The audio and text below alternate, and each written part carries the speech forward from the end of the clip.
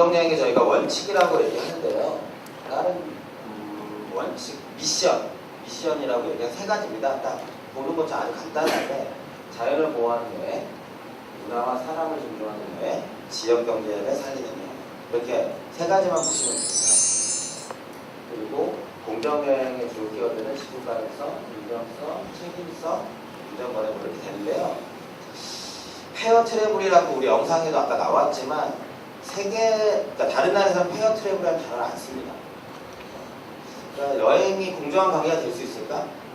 어떻게든 쉽게 얘기하면 각각 우리는 소비하고 그쪽은 이제 우리 서비스를 제공해야 되는 형태인데 공정한 관계가 가능할까? 여행하는 자체가 환경을 훼손할 수밖에 없습니다. 이동하고 거기 가면 쓰레기가 나올 수밖에 없고요. 그래서 그런 부분들에 대해서 공정한 게 맞나 이런 고민들이 있는데 이 이제 공정여행 개념이 2000년도 후반, 2009년, 2010년 들어왔을 거 아니에요. 2000년 초반 그때 우리나라 사람들이 공정여행이 뭐지? 지속가능한 관광이 뭐지? 지속가능한 뭐 이런 단어들을 좀 싫어했었거든요. 그 시기에 하도 이제 지속가능한 발전 이런 게 나오면서 공정무역 처음 하는 여행 아니야? 이러면서 공정여행이라는 단어를 스스로 만들어냈었어요. 학교에서 이제 서스테이셔블 투어리즘이라는 거, 에코 투어리즘 뭐 이런 부분들이 그 호주나 유럽을 중심으로 생겼고 지금도 서스테이셔블 투어리즘이라는 얘기를 많이 합니다. 그런데 국제적으로는 페어 트래블이라는 단어를 쓰진 않습니다. 저도 아까 지속가능한 여행, 지속가능한 관광 이게 맞는 표현이다. 그리고 다시 표현하면 그냥 내 다음 세대, 내 자식도 내가 갔던 좋은 여행지를 똑같이 갈 수 있게, 그 다음 세대도 갈 수 있게 지속 가능하게 보존하고 발전시켜 나가야 된다라고 생각합니다. 그래서 그런 표현들이 있다고 보시면 될 것 같고요. 일단 방문할 지역에 사람들이 직접적인 이익을 얻게 하는 지역경제 활성화. 여러분들이 지금 가족여행을 갑니다. 집에서 나옵니다. 차를 끌고 제일 먼저 가는 곳이 어디죠?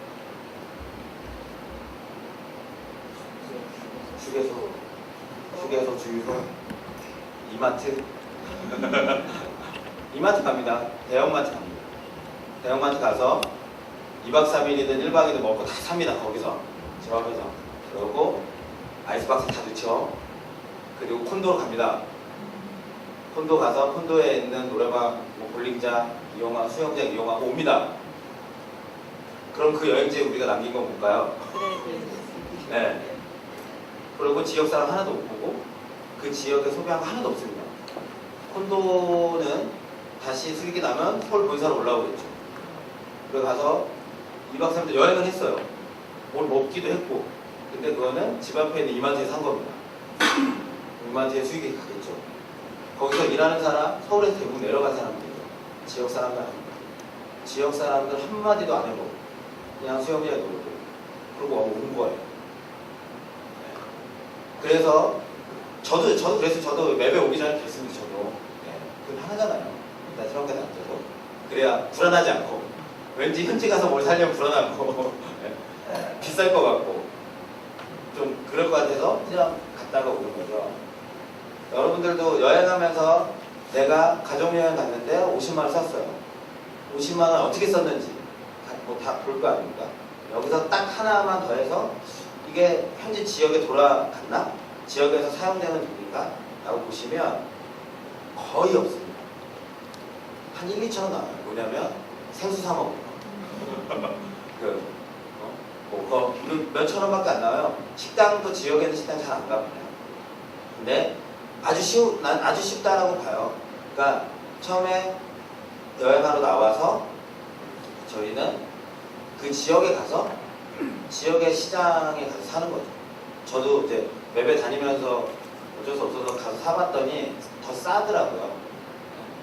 그리고 더 재밌고 아이들한테도 더 재밌는 경험이 되고 그럼 거기서 사면 다 살 수 있어요.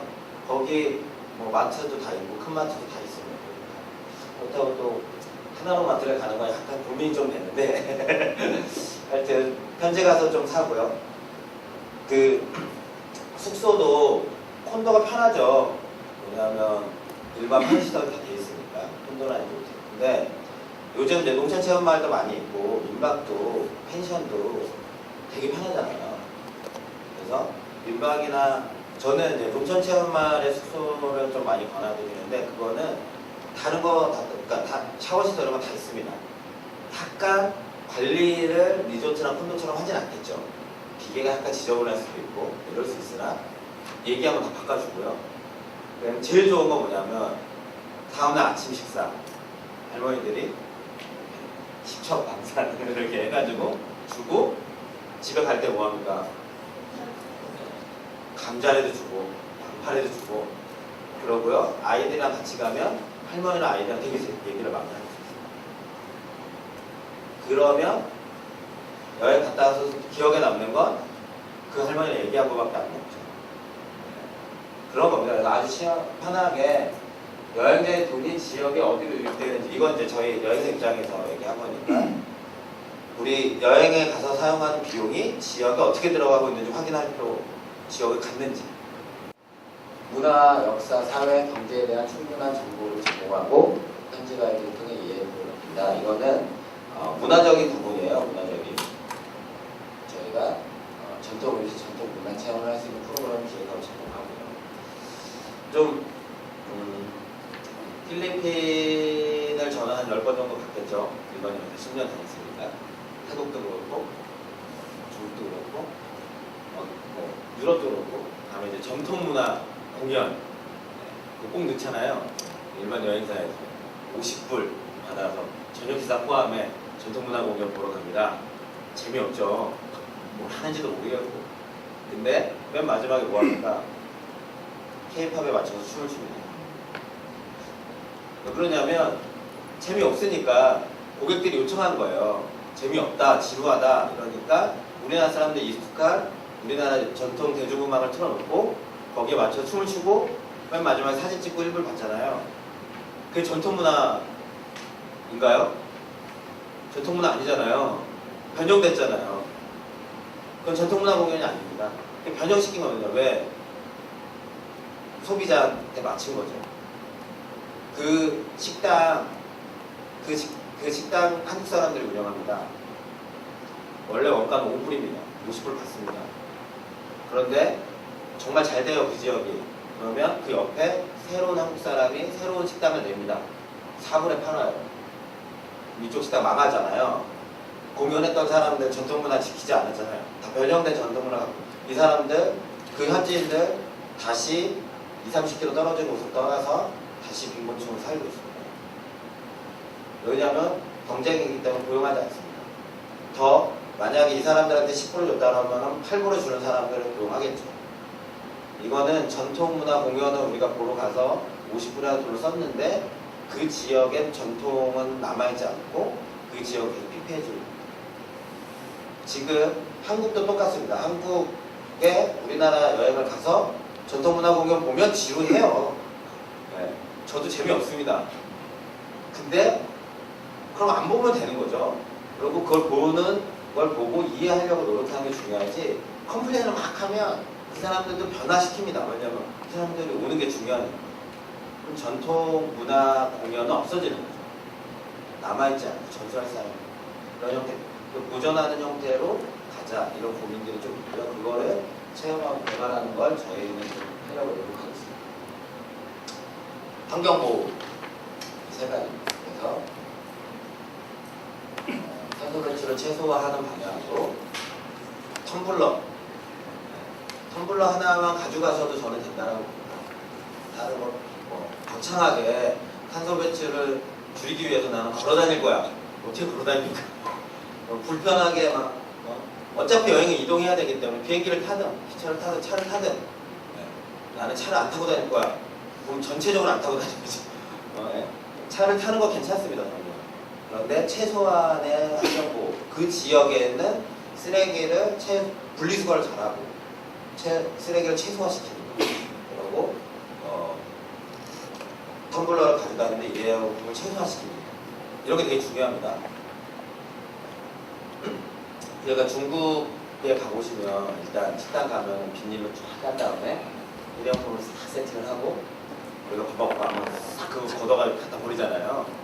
그래서 저희 차마고도 상품에 가면 우리 손님들한테 숟가락도 가져오라고 합니다. 텀블러도 가져오라고 합니다. 그리고 우리가 가면 쫙 깔려 있습니다. 그럼 다 치우라고 하죠. 그러면 처음에는 막 엄청 왜 니네가 뭔데? 왜 유별나게 막. 근데 저희 손님들이 갑자기 텀블러를 딱 꺼내고 숟가락을 딱 꺼내가지고 먹습니다. 그렇게 해서 한 3-4번 가니까 지역 사람들이 우리가 가면 알아요. 되게 어떻게든 일이 줄어들기도 했고, 그리고 되게 신기하게 보면 요즘은 다 차도 일회용 종이컵 안 갖다 주고 차에다가 이렇게 해서 주고 합니다. 그래서 저희까지 여행을 할 때 저도 그런 이제 일회용품을 줄이는 최소한의 모습, 그리고 분리수거. 한 가지는 지적장애인들이 베이커리 하는 보호작업자 이런 데서 연수를 제가 한번 갔어요. 저는 증도로 기차를 탔으니까 KTX 타고 광주까지 와서 광주에서 이제 렌트카를 이용해서 내려갔는데 광주 도착이 2시인 거예요.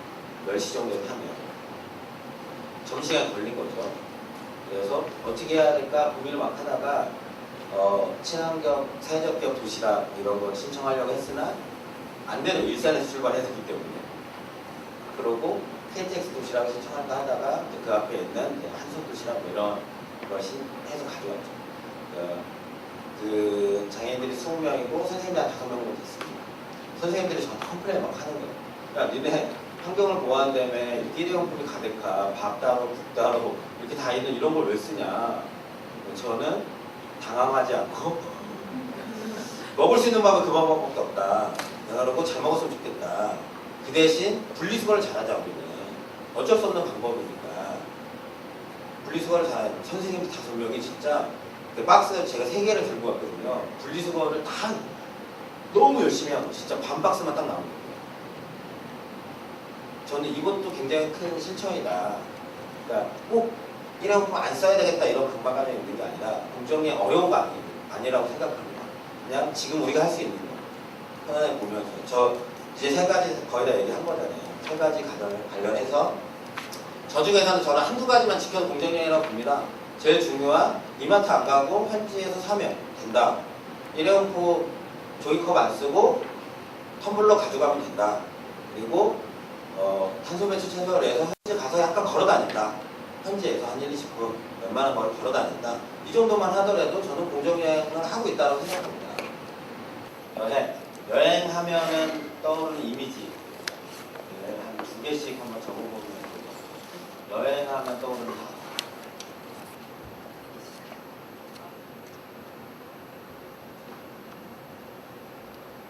여행 가면 떠오르는 두 가지를 다 써서 요 앞에다 붙일 건데 저 좀 도와주세요. 그쪽에 있는 분들은 네. 단어를 써서 포스트에 2개를 주세요. 그러면 저 앞에 한번 붙여. 치유와 회복, 설레임, 일상 탈출, 힐링, 자유로움, 설레임, 휴식 똑같은 거고요. 자유로움, 음식, 사진, 휴식, 자유로움, 설레임, 낯선 사람들과 인연 맺음, 호텔, 맛있는 음식도 꽤 많네요. 그리고 대부분 저도 이렇게 가서 물어보면 배낭, 학생, 가이드도 가난, 여행하면 가난하다.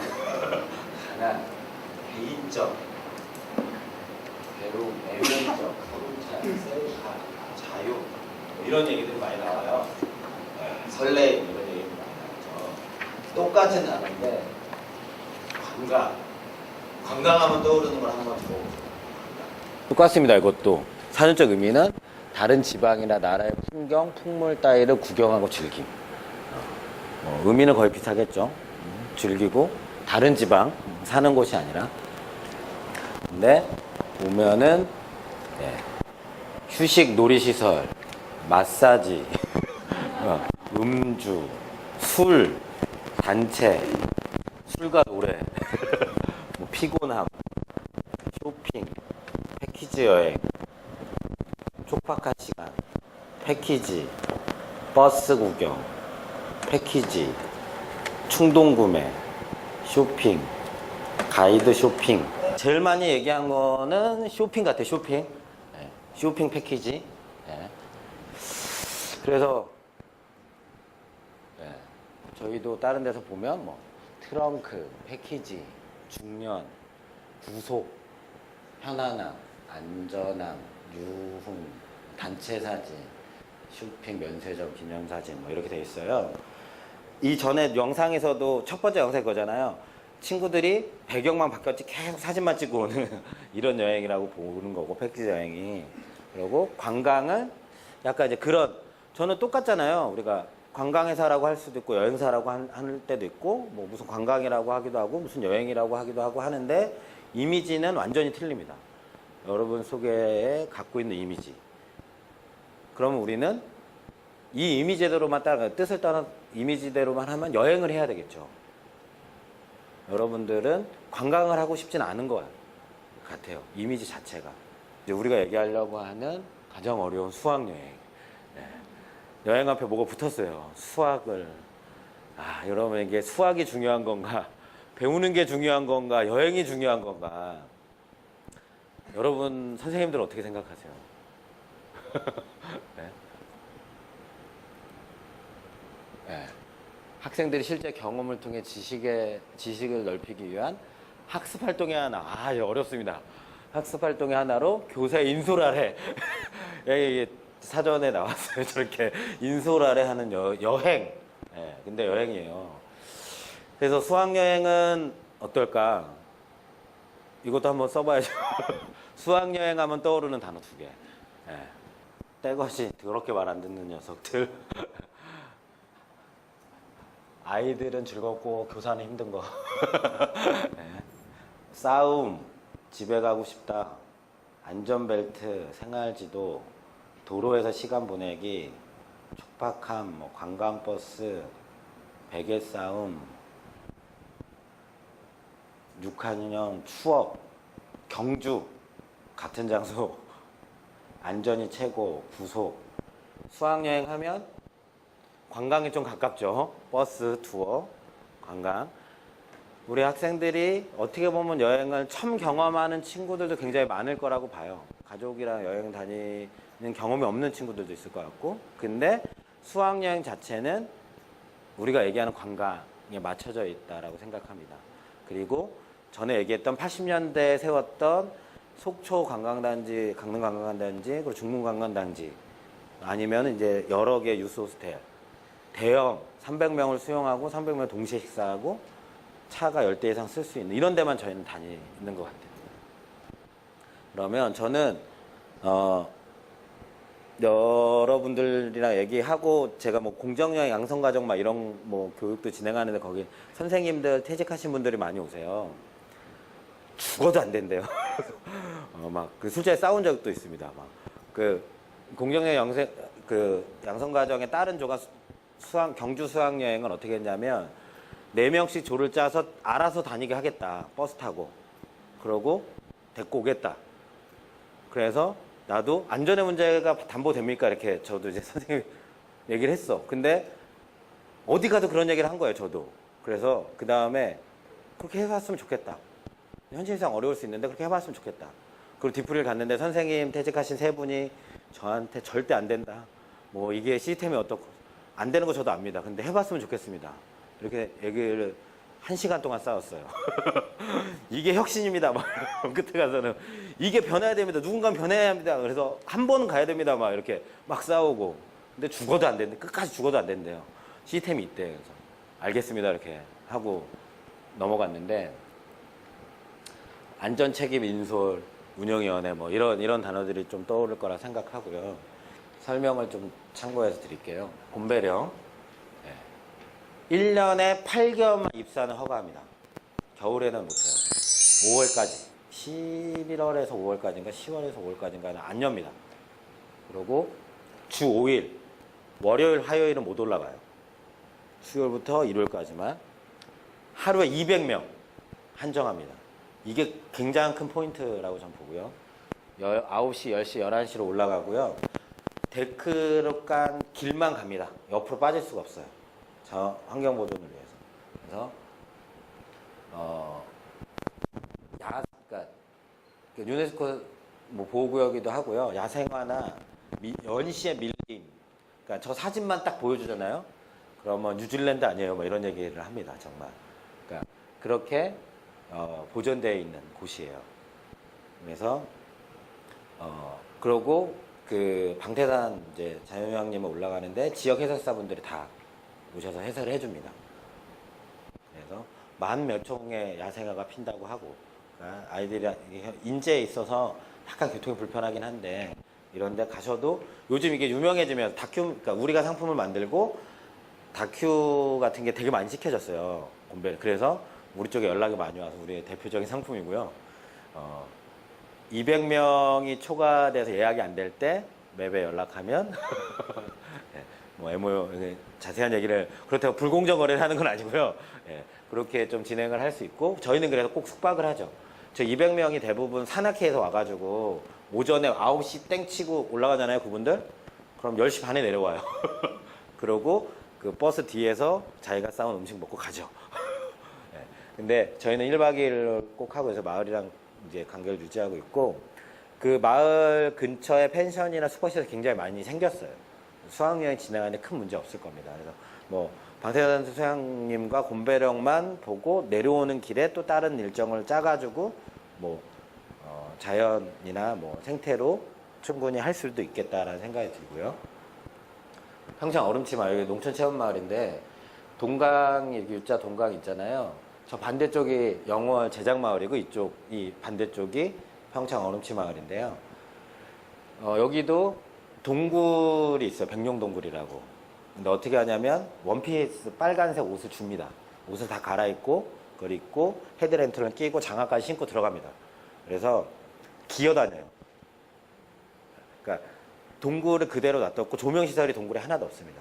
그래서 헤드랜턴으로 보고 그 마을 주민이 해설사로 15명당 한 명씩 꼭 같이 들어가야 돼요. 그분은 좀 더 밝은 랜턴을 가지고 설명할 때만 비춰주고 빼고, 그래서 동굴에서 동강을 배를 타고 안으로 들어가서 동굴에 들어가서 나오고 한 2시간에 2시간 반 정도 이제 체험을 하게 되는데 굉장히 만족도가 굉장히 높습니다. 저도 저기 동굴을 갔다 오고 이제 다른 동굴을 못 가요. 너무 훼손이 많이 돼 있는 동굴이다 보니까 그런 데는. 그러고 맨 마지막에 선생님들은 맨 마지막에 불을 딱 끄고 멘트를 하죠. 빛의 소중함 뭐 이런 얘기를 쭉 하면 아이들 막 울고 막. 예. 저희 수학여행으로 제일 많이 가는 곳이기도 합니다.